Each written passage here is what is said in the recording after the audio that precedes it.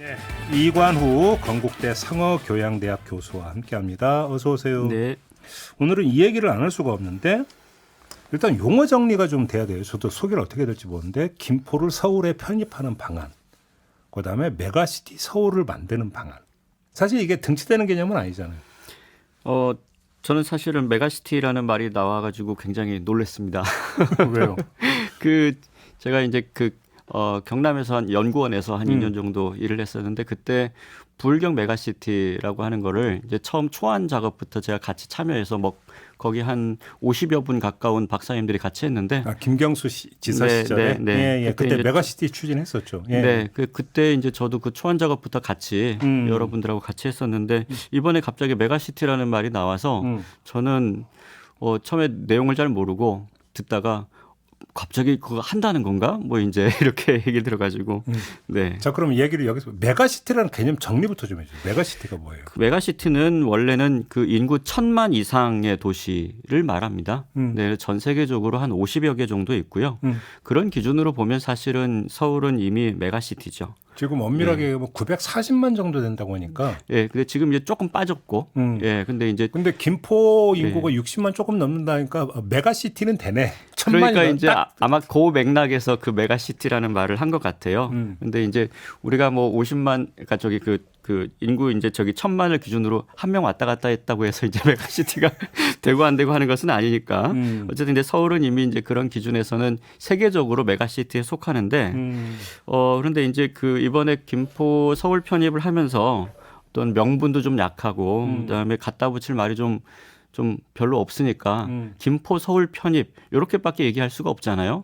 그 이제 뭔가 대의명분상 좀 약하니까 우리 사회에서 썼던 말이 이제 부울경 메가시티라든지 또 지금 잘 되고 있는 거 충청권 메가시티 이런 건 상당히 잘 되고 있죠. 그래서 아마 그 메가시티라는 말을 여기다 갖다 붙여보면 어떨까.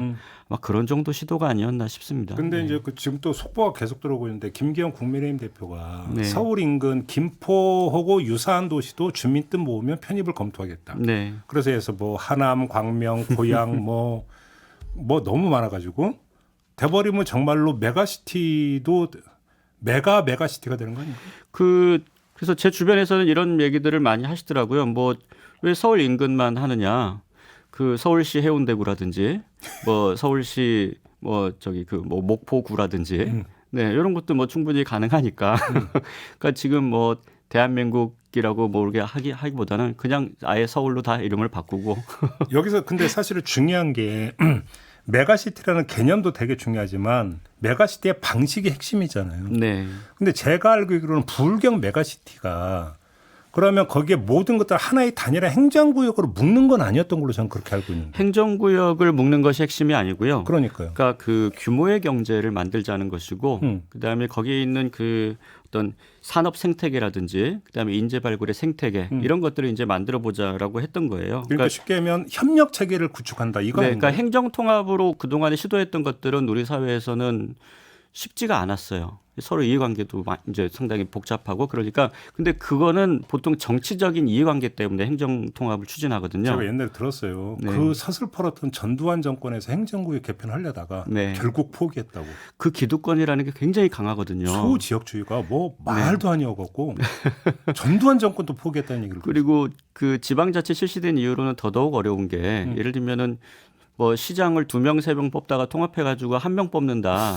이게 굉장히 어려운 일이죠. 기호가 확 주네. 네. 그러니까 결국은 부울경 메가시티라든지 지금 충청권도 열심히 하고 있지만 이 메가시티는 수도권 지방의 격차가 너무너무 많이 나니까 우리가 지금 행정 수도도 해보고 혁신 도시도 만들어봤지만 결국은 2020년에 수도권 인구가 반 이상이 넘어버린 거잖아요. 그렇죠. 그러니까 근본적으로 이게 수도권하고 경쟁이 안 돼요. 그러니까 이렇게 얘기를 합니다. 그러니까 지방이 스스로 기업도 유치하고 기관도 유치하고 투자도 유치해야 되는 거 아니냐라고 하는데 많이 노력을 해보니까 그런데 수도권하고 경쟁이 안 되잖아요. 1,000만, 1,500만 이렇게 되는데 지방에서는 큰 데가 200만, 300만이거든요. 네.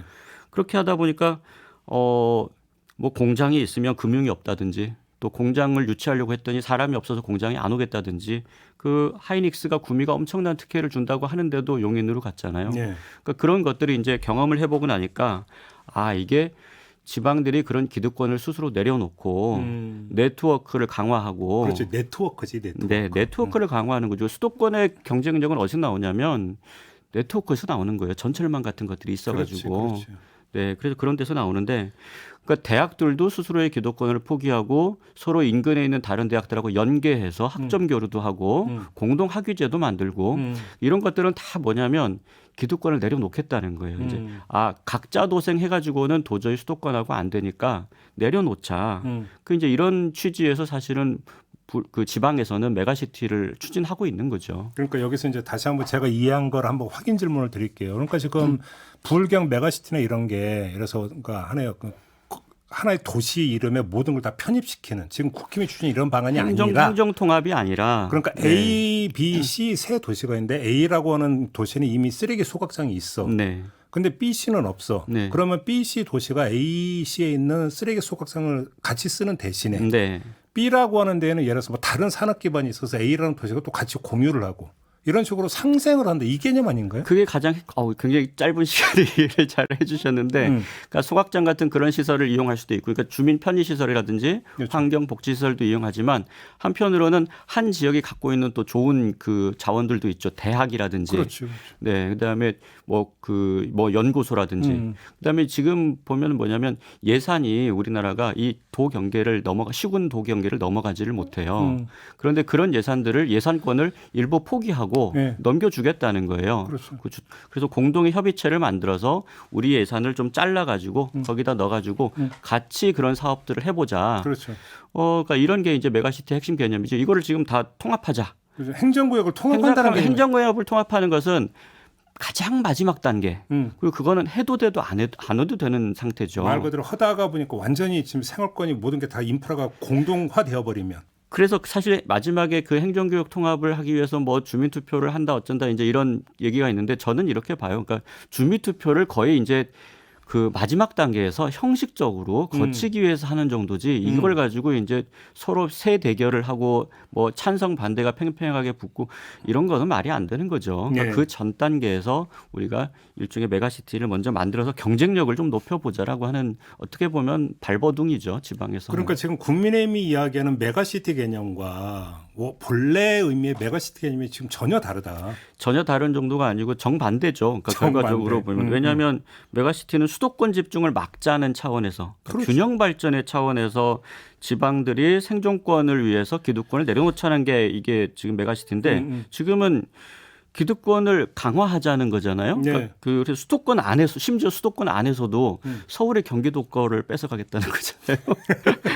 여기에 메가시티라는 말을 써서 그래서 제가 깜짝 놀랐다는 거예요. 그렇지. 자, 그러면 김포 사례로 한번 좁혀가지고 아까 조금 전에 이제 우리 교수님이 연계라고 하는 표현을 썼잖아요. 네. 그러면 연계 모델을 주장할 수도 있는 게 서울은 지금 쓰레기 소각장이 필요하니까 김포의 쓰레기 소각장을 활용할 수 있어서 좋고 네. 김포는 교통 5호선과 9호선을 연장을 해오면 교통 문제가 풀리니까 좋고 이게 연계 아니냐 이렇게 얘기하면 뭐라고 하실 거예요?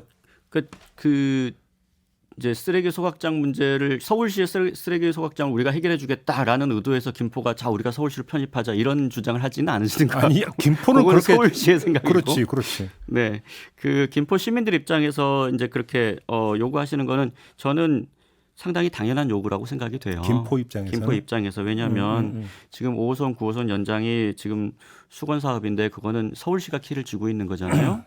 이게 다 서울시 산하기 때문에.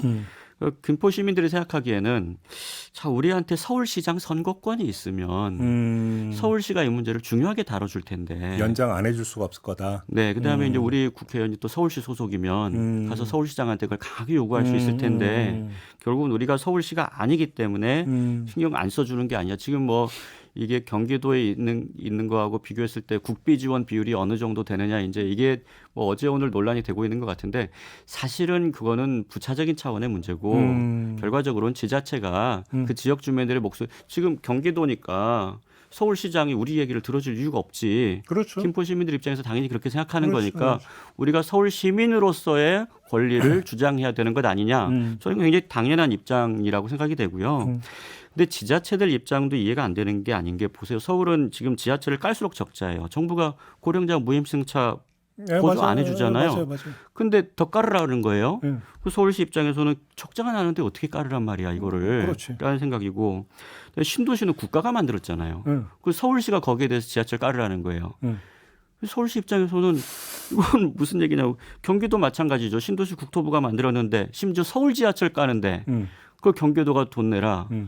경기도에서 그렇게 하겠습니까? 인천은 자기들은 그렇게 큰 혜택이 없는데 차고지를 또 줘야 된다는 입장이 있어요. 그러니까 자 이렇게 보면은 지자체들도 각자 자기들의 입장이 있는 것이고 당연히 있겠죠. 김포 시민들은 또 지금 거기서 그렇게 살기가 불편한데 당연히 그런 요구를 그런 생각을 하실 수가 있죠. 우리가 서울 시민이면 이렇게까지 이 지옥철을 타고 다니게 놔두겠느냐.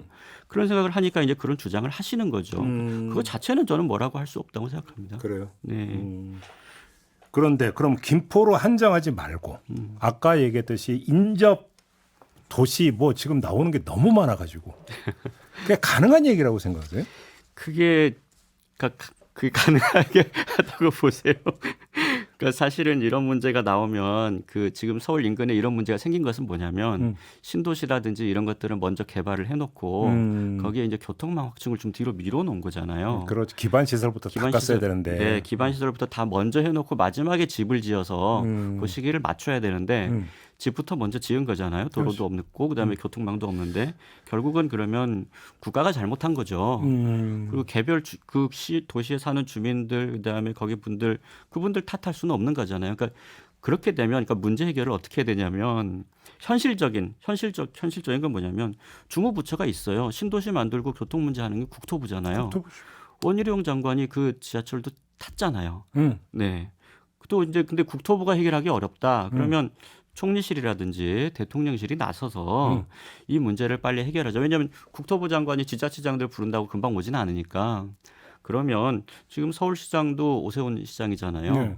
그 용산이나 총리실에서 경기도 인천까지 해서 다 불러가지고 지금 국가가 잘못했는데 이 국가가 잘못한 문제를 어떻게 그럼 교통 문제 해결할 거냐. 빨리 합의를 해야죠. 그 빨리 합의를 하는 게 그게 이제 정석인데 그 이번에 그 선거도 치르고 이런 과정에서 보니까 김포에서 아까 말씀드린 것처럼 우리가 서울 시민이면 이렇게 푸대접 받겠느냐 요 얘기가 이제 오랫동안 나오니까 그 얘기를 사실은 정책적으로 해결을 해야 되는데 정책으로 해결할 생각을 전혀 하지 않고 있다가 선거철이 가까워지니까 이걸 그냥 정치화로 몰고 가려고 지금 이제 그렇게 된 상황인 거죠. 지금 교수님 말씀은 정책 문제를 정치로 풀려고 한다는 것이잖아요. 네. 한마디로 얘기하면. 이게 문제라는 것입니다. 그게 문제니까 정책으로 해결을 했어야 되고 지금도 그렇게 추진해야 돼요. 네. 그런데 그걸 안 하고 선거용으로 지금 확 갖고 오니까 정치화가 이제 돼가지고 그러니까 지금 이제 김포만 문제가 되겠습니까? 이렇게 되면 그러니까 정책으로 풀면 김포를 풀을 수가 있는데 아마도 이렇게 되지 않겠어요. 지금 예를 들어서 뭐 김포 외에 다른 광명, 구리, 하남, 뭐 고양 이런 데가 예의주시를 하고 있을 거 아닙니까? 그런데 김포가 그러니까 뭐냐면 예의주시라고 하는 것은 정말 될까? 그죠? 하면서 예의주시라는데 김포가 만약에 정말로 편입적으로 가닥이 잡힌다. 그런 손에 들고 일어날 거 아닙니까? 아니 그러니까 그게 이제 저는 뭐 방금 전에 우리 뭐 그런 얘기를 했다고 하는데 여당에서 처음부터 그렇게 되리라고 하는 것은 대단히 명약관화하다. 이제 저는 그렇게 보고요. 그래서 아마 이랬던 것 같아요. 제 생각에 이랬던 것 같은데 강서 선거에서 졌어요. 네. 졌는데 그냥 보궐선거 중에 하나로 끝났으면 되는데 지금 그 여당에서 하나가 문제가 뭐냐면 서울에서 어렵다는 얘기들이 나오는데 원래 국힘에서는 이건 남의 얘기예요. 왜냐하면 지금 현역 국회의원의 한 80~90%가 지금 다 영남권이거든요. 국힘에서. 그렇죠. 남의 얘기인데 지금 영남 중진들 다 서울 가라고 그랬어요. 그러니까 이게 김기현 대표 본인부터 해가지고 남의 일이 아닌 거예요. 내 일이 된 거죠. 그래서 이제 급해진 거예요. 강서는 저렇게 많이 졌고 지금 저기 선거는 코앞이고 이제 무슨 얘기든 이제 갖다가 아무 얘기나 좀 써야 되겠는데 이분들이 또 MB 때 분들이 많잖아요. 네. 18대 총선에서 뉴타운으로 큰 성공을 한번 한 적이 있어요. 네.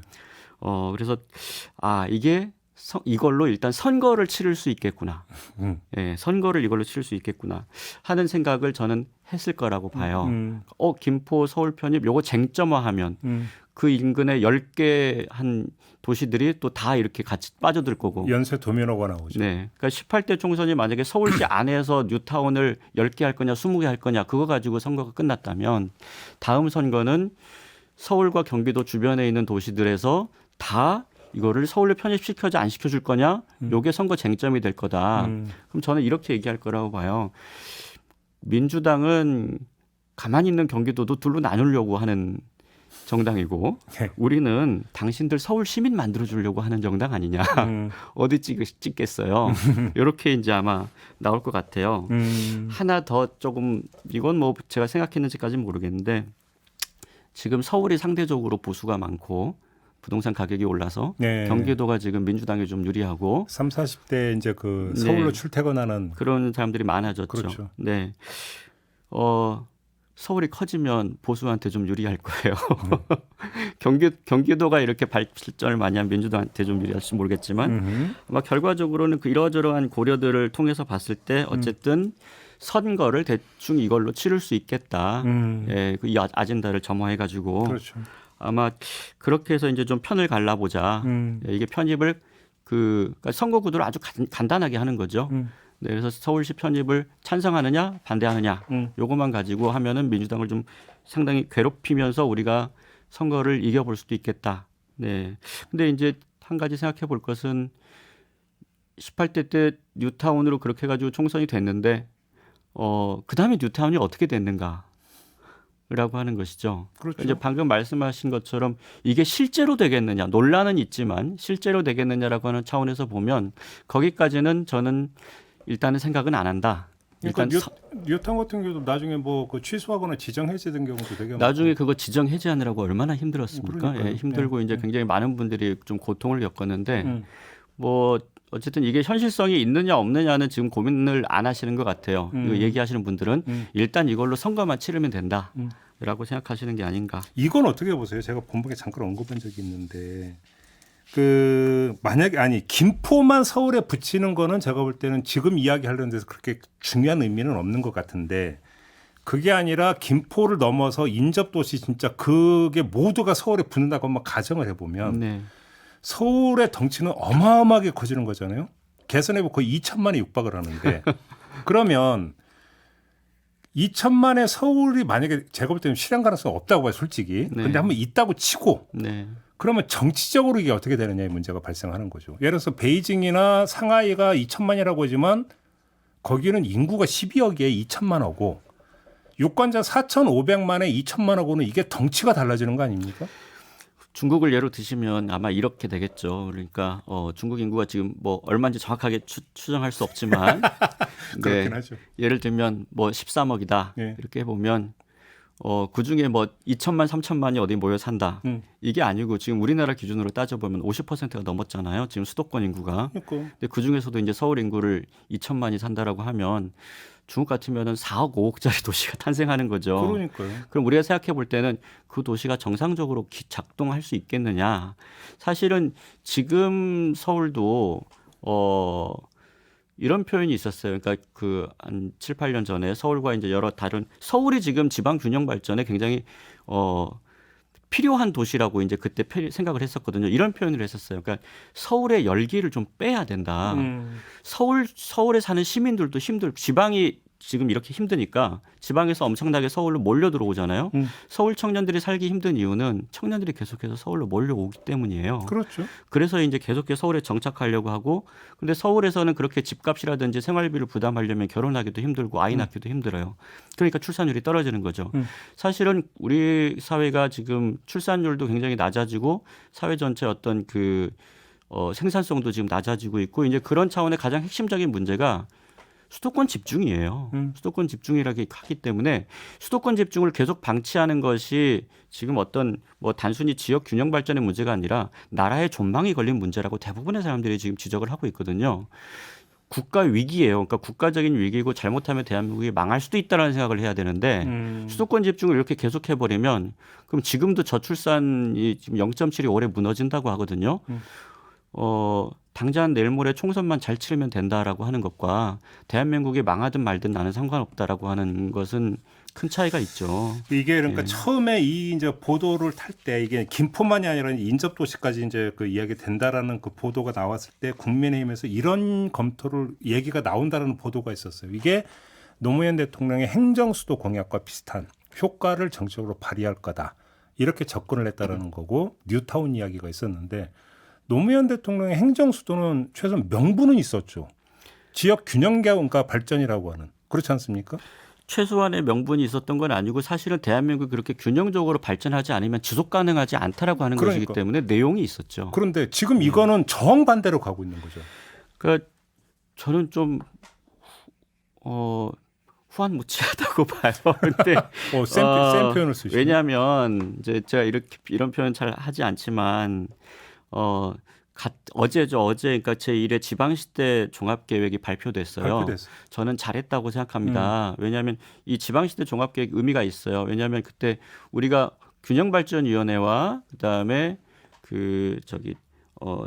지방분권위원 그러니까 자치분권위원회가 이제 우리가 투트랙으로 이렇게 가고 있었는데 사실 약간의 엇박자가 있었어요. 근데 이것을 이제 지방시대위원회라고 해서 사실은 통합을 한 거거든요. 거기서 종합계획을 만들었어요. 저는 이건 잘했다고 봐요. 근데 지금 그런 정책은 한편으로 그 몇 년 전부터 준비를 해오고 있었는데 지금 정부 여당에서 선거를 갑자기 앞두고 사실 이 문제는 저는 어떤 얘기냐면 김포를 편입하자라는 문제가 아니고 이제 우리 균형 발전 그만하자 해봤더니 잘 안 되더라. 근본이 거기에 있는 거죠. 네, 그러니까 그런 식의 이제 지금 국가의 어떤 철학적 방향, 정책 방향이 달라지는 거거든요. 그러니까 저는 우리 국민들이 이제 그렇구나 이제 그러면 지방 소멸 대책은 그만 만들고 다 같이 서울에 가서 그러니까 무조건 더 센 곳으로 편입해서 강자의 이익을 누리자 그 경쟁을 하자. 지금 이제 이 경쟁을 가속화시키겠다는 거잖아요. 그럼 나라가 망합니다.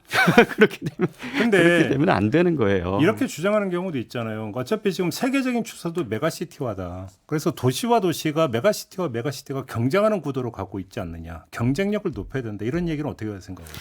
인구가 많아지면 경쟁력이 높아지는 게 아니고요. 네. 네, 제가 아까 말씀드렸다시피 그러니까 서울은 지금 너무 많은 인구가 집중되어서 경쟁력을 상실하고 있는 도시예요. 지금 전 세계적으로 균형 발전하고 있는 나라들 있어요. 그러니까 메가시티 하고 있는 나라들이 있어요. 어디서 하냐면 다 지방들이 합니다. 지방들이 하고요. 대도시들은 오히려 그 열기를 빼려고 하고 있어요. 기존 대도시에서 메가시티화가 진행이 되는 게 아니다. 네, 그렇고 이제 지금 우리나라가 지금 그러니까 수도권 그 집중이 너무 심하다라고 해서 균형 발전 정책 큰일 났다라고 하는 나라들의 수도권 집중 비율이 12%, 20% 이래요. 20% 넘는 나라가 없어요. 근데 우리나라는 거의 12%, 12%에도 난리가 난 거예요. 수도권 집중이 너무 심하다. 그래서 지방의 메가시티를 만들어야 된다. 이런 얘기들을 하는데 지금 우리는 2020년에 50% 넘었거든요. 근데 그때 제가 어디 칼럼에서 한 2년 전에 그런 얘기를 했어요. 너무 불안하고 위험한 게 하나가 뭐가 있냐면 다수가 지금 수도권에 사는 것 자체가 상당히 의미가 있는 게 임계점을 넘었다라고 하는 게 이제는 무슨 얘기가 나올지 모르겠다. 제가 그런 불안감을 얘기했거든요. 그 전까지는 지방이 그래도 사람 수가 좀 더 많았기 때문에 이제 우리 균형 발전은 그만하지 이런 말은 참 할 수가 없는 말이에요. 그 유리하지 않기 때문에. 근데 지금은 국민의 다수가 수도권에 살기 때문에 지방은 그냥 소멸하라고 놔두지 뭐 이런 식의 얘기가 이제는 좀 나올지도 모르겠어 걱정이 된다라고 했는데 지금 이런 얘기들이 그냥 막 나오고 있고요. 알겠습니다. 예, 사실 또 하나가 한 20년 동안에 그 균형 발전 추진하는 동안에 수도권의 인구가 늘어나니까 국회의원이 24명이나 늘어났어요. 그렇죠. 인구에 따라서 움직이는 거죠. 지금 사실은 여러 가지 정책들을 보면 GTX 이런 거 다 국비 투입해서 하자고 하잖아요. 거기 여야가 없어요.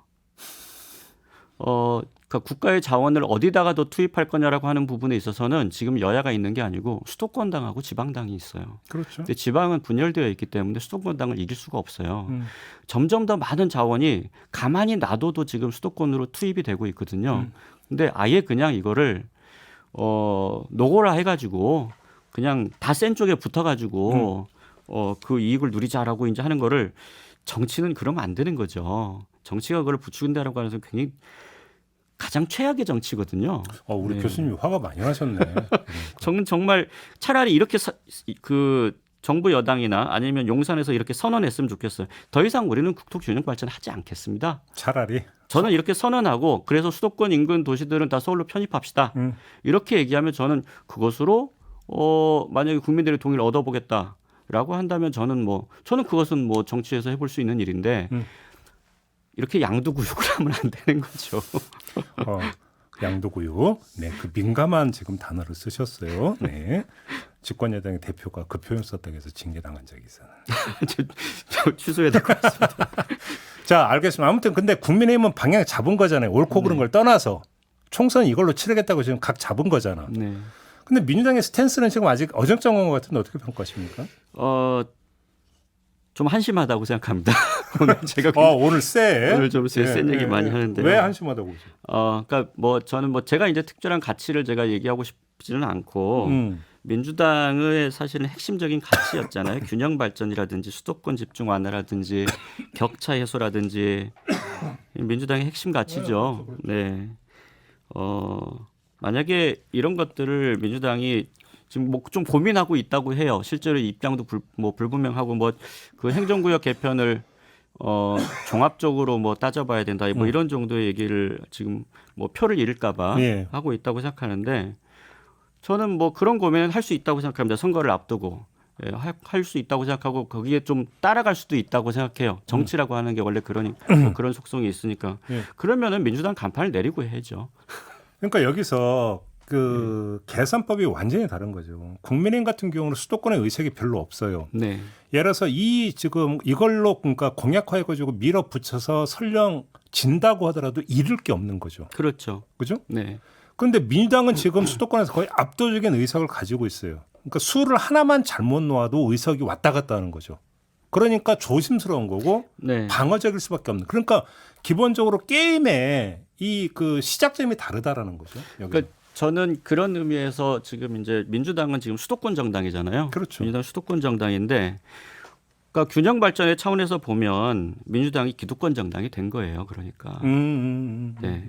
그러니까 그 부분을 항상 보수가 기득권이고 진보는 상대적으로 그렇지 않다. 네. 국민의힘이 기득권이라면 민주당은 반기득권이다 이런 입장인데 국가의 자원을 내 지역구에 투입하는 것이 좋다라고 생각하는 입장에서 보면은 민주당이 수도권 정당이니까 균형 발전 차원에서 기득권 정당이죠. 네. 그래서 기득권을 가지고 있는 정당이기 때문에 그런 차원에서 그 정당이 균형 발전이라고 하는 가치를 가지고 있었다고 하는 것이 대단히 중요한 것이거든요. 아니 이거저거 다 떠나서 지금 현 경기지사가 민주당 소속이고 네. 현 민주당 대표가 경기지사 출신이잖아요. 누구보다 잘할 거 아닙니까? 지금 보세요. 민주당이 수도권 정당이라는 얘기가 당 대표도 지금 수도권이고 원내 대표도 수도권이고 지금 다 수도권이에요. 네. 그러니까 그 대부분의 국회의원들이 또 수도권이고요. 그런 차원에서 보면 저는 좀 고민해봐야 되는 게 사실은 지자체장들은 민주당 출신의 지자체장들은 그런 고민을 했단 말이죠. 그러니까 대한민국이 지속 가능하고 수도권도 지속 가능하려면 수도권 집중이 완화돼야 된다라고 생각을 하고 있는 거예요. 근데 개별 지역구원들은 개별적인 합리성을 발휘해요.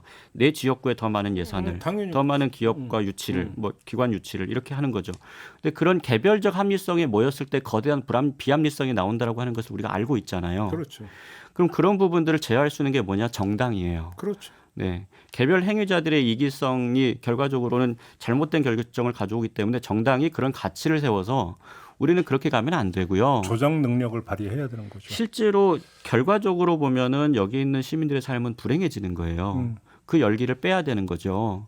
그럼 결과적으로 그 장기적으로 그 부분들을 정치적으로 저는 설득해야 되고 사실은 지금 이게 아까 말씀드렸다시피 현실성 없는 총선령이라고 하는 것이 대단히 분명해 보이거든요. 네, 그렇다고 한다면 이걸 가지고 야당이 부안해동할 게 아니고 원래의 가치로 돌아가서 네.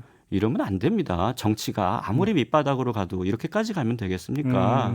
좀 근데 말이 되는 이야기들을 해야죠.라고 할 것인지 아니면 야 저거 표가 되는 거 아니야? 그럼 우리도 그쪽으로 가야 되는 거 아니야? 저는 이렇게까지 할 거면 전 좋다고 말씀드렸다시피 좋다고 생각하는데 그러면은 당론으로 지역 균형 발전을 포기하고 그렇게 하면 저는 괜찮다고 생각해요. 아마 수도권 의원이 많이 나오니까 네. 무기명 투표하면 많이 나올지도 모르겠죠. 알겠습니다. 지금 개념 풀포를 진행한 이후로 오늘 가장 교수님께서 격앙된 이런 태도로 지금 말씀해 주셨는데 하나 좀 궁금한 게 있는데 지금까지 짚은 것의 맥락에서 볼 때 김동연 경기지사의 경기 분도 정책은 어떻게 평가하세요? 경기 분도 정책은 오랫동안 얘기가 나왔던 거고요. 네. 그러니까 경기 분도 정책이 균형 발전 차원에서 의미가 있는 것은 경기 북도의 발전이 지금 상당히 늦춰지고 있잖아요. 그 남도에 비해서 남도에 비해서 그러니까 같은 경기도라고 하는데 경기도 전체의 평균이 높기 때문에 지금 경기도 남쪽은 지금 대기업들도 굉장히 많고 뭐 지금 인구도 점점 늘어나고 있잖아요. 그래서 경기도 전체 평균으로 보면 거기에 맞추려고 하면 경기 북도에 있는 분들은 실질적으로 본인들은 그렇게 여러 가지 혜택을 받지 못하고 있는데 경기도 그 평균 수준에 맞춰서 보면은 그렇게 마치 이렇게 착시 현상이 일어나는 거죠. 그런 차원에서 보면 경기 북도의 발전을 집중적으로 좀 해야 되겠다라고 하는 얘기들은 여야 없이 한 20년 가까이 지금 나왔던 얘기거든요. 근데 정치권 일각에서 어떤 얘기를 하냐면 김동연 지사의 경기도 분도 정책이 결국은 빌미를 제공했다. 판을 깔아줬다. 이런 식으로 평가를 하는 목소리는 어떻게 생각하세요? 한 20년 동안 있었던 경기도지사들 일단 다 빌미를 제공했죠. 그렇게 따지면. 아니, 그렇게 따지면 불경 메가시티가 이 메가시티론의 빌미를 제공한 게 되는데. 그렇죠. 그렇게 되네. 연결이. 네. 알겠습니다. 아무튼 근데 문제는 균형 발전 차원에서 분도를 추진하는데 그걸 완전히 비틀어 버린 거잖아요. 지금 이거는. 제가 오늘 굉장히 조금 약간 평소보다 다르게 말씀드렸던 이유는 균형 발전이라고 하는 것이 단순히 수도권 지방의 격차가 아니라 지금 출생률이라든지 대한민국의 미래를 지금 쥐고 있는 사안이에요. 그런 큰 사안을 나중에 저희가 되돌이켜 보니 특정 선거를 앞두고 특정 시의 교통 문제를 해결하기 위해서 그걸 가지고 그게 빌미가 되어서 나중에 봤더니 대한민국의 출산율이 0.5 이하로 떨어지고 수도권 집중이 이렇게 강화돼서 나라가 망했더라. 저희가 10년 뒤에 이런 얘기를 해서는 안 되기 때문에 이게 지금 간단한 문제가 아니라는 말씀을 좀 드리고 싶었습니다. 근데 아마 정치인들은 또 이렇게 얘기할 거예요. 우리도 간단하지 않아서 고민이다. 예를 들어서 김포에 지역구를 두고 있는 2명의 의원이 모두 민주당 소속인데 아무 입장이 안 나오고 있다라는 그 얘기 들으셨죠? 네. 아무 입장을 안 내놓고 있다라는. 네. 당이 해결을 해줘야 된다고 저는 봐요. 물론 그렇긴 하겠죠. 자, 오늘 이야기는 이렇게 마무리를 해야 될 것 같습니다. 수고하셨고요. 네. 저도 함께 올라가겠습니다. 고맙습니다.